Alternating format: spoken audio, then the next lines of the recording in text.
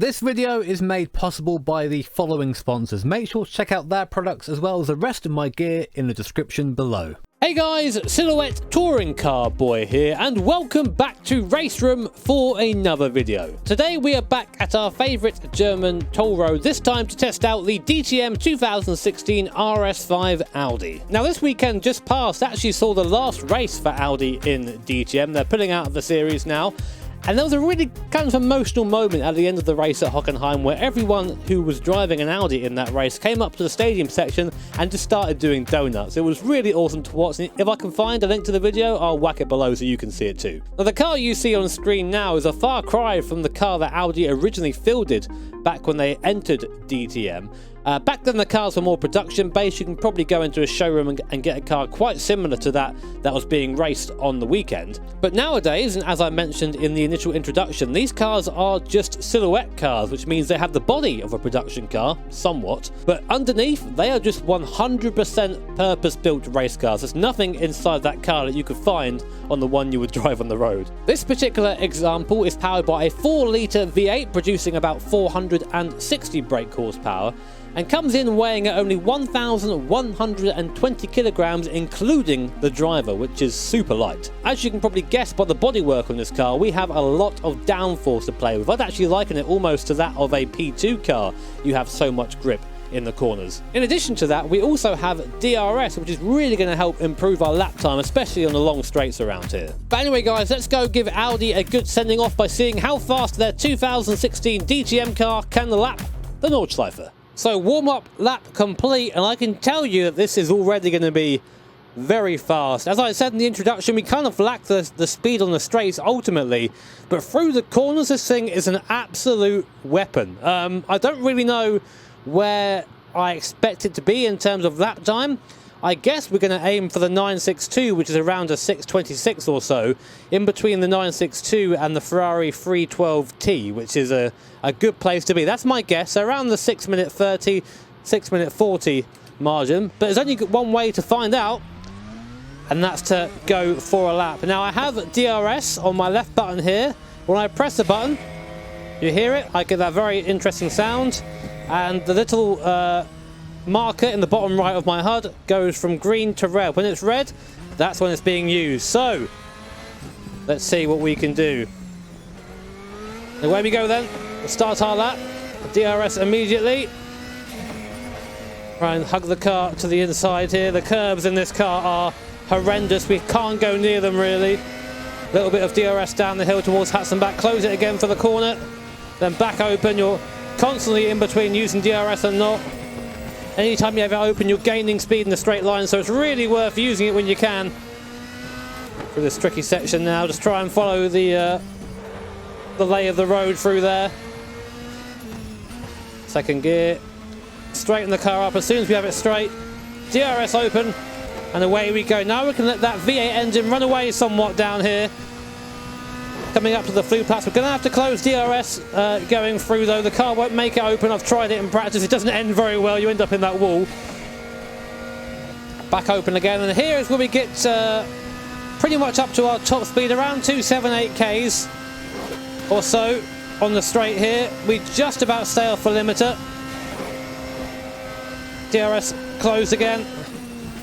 We brake heavily down for this long right hand. One of my favourite corners on the circuit when you get it right. Actually very satisfying just to follow that inside curb round. Now we plummet back downhill. Gravity assists us get back up to our top speed again. Well, near enough anyway. Basically you have to go chicken with yourself to how late you want to keep the DRS open. Unfortunately I'm a bit of a chicken. No, not too bad for it. Use the brakes just to turn the front of the car in. This thing has decent mechanical grip as well. It is still kind of a touring car underneath, I say kind of. So it does have decent mechanical grip still. Just lacking that out-and-out straight line speed that you get from a car with similar levels of downforce here. When you have this much downforce, 500 horsepower or so isn't actually that much. You're having to also push the car along because it might only weigh 1,100 kilos, but when you have the downforce pushing down as well, it starts weighing a lot more. Miss hit miss. Soft in. Back on the throttle. Nice. Okay, the car feels fairly decent actually. No, nearly got loose there, but just about caught it. That was nice. And on the exit, of course, no TC to help me through here.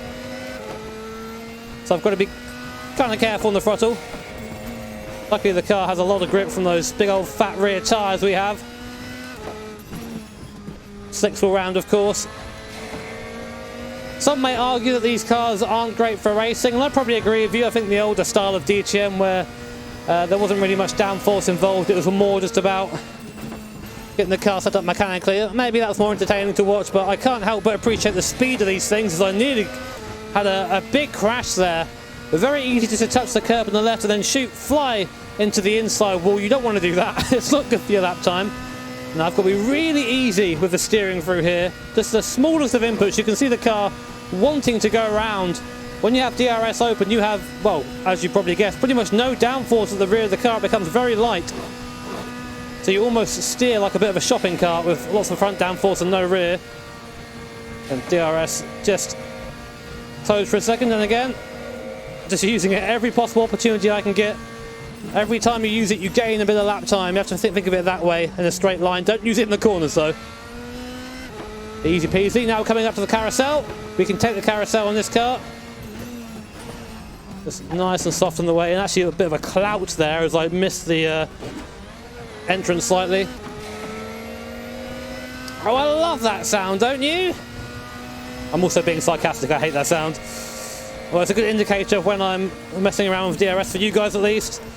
Now this section is actually really tricky, more so in this car than others I've driven, just because of how this car reacts to the curbs. I think this is the first lap I've done in race room as well, so slightly different physics that we're playing with than we usually have. Try and keep it nice and tight. Use a little bit of the curb, but not too much though, so you really just hops the car off the racing line, which we don't want. You have to be so precise in any car with downforce, especially through this section. You've got to try and keep the speed up as much as possible. As soon as you start having the speed fall off, you lose downforce, you lose cornering speed, it just compounds. I could have stayed in third there. Not touching the DRS switch at the moment, too much to think about without having that as well. Might be able to risk it a bit over here.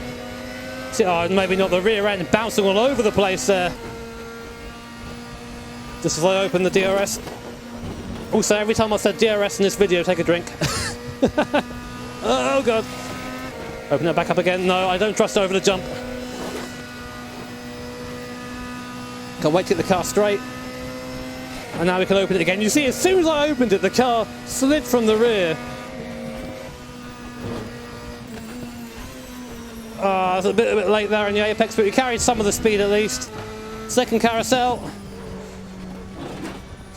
The jump on the way out really hurts the car. There you go, nice and easy.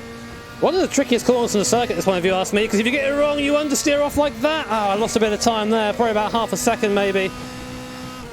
Now we just sit back, wait for the car to get to the rev limit, have a nice look around. Parked a car over there somewhere. So again, getting up right close to our rev limiter. We might touch it slightly when going downhill here. And again, I'm going to keep the DRS open coming downhill for this left, so I've got to be so careful with the steering input, otherwise it's just going to spin from the rear. Smallest input I can possibly give.